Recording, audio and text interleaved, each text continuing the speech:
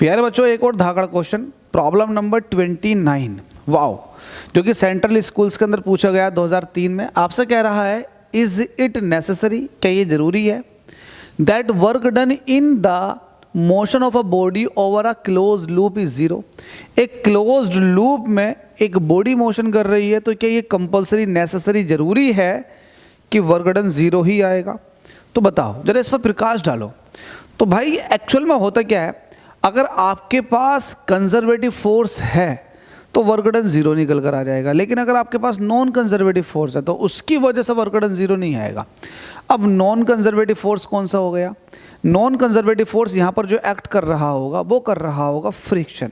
देखो, अगर आप सर्कुलर पाथ पर घूम रहे हो, भले ही आप घूम करके एक चक्कर लगा करके वहीं आ गए जहाँ से आप स्टार्ट किए थे, तो अगर कंजर्वेटिव फोर्स के हिसाब से देखा जाएगा तो आपने कोई डिस्प्लेसमेंट ट्रैवल नहीं किया। लेकिन अगर आप नॉन कंजर्वेटिव फोर्स के हिसाब से देखोगे, मतलब फ्रिक्शन के हिसाब से देखोगे, तो फ्रिक्शन तो हमेशा पीछे की तरफ को लग रहा है।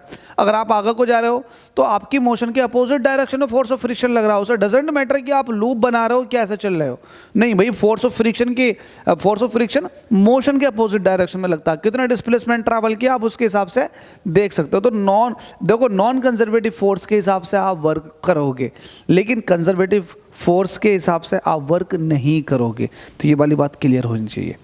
Thank you so much. कहीं कंजर्वेटिव नॉन कंजर्वेटिव का कॉन्सेप्ट आएगा तो उसको भी समझा देंगे।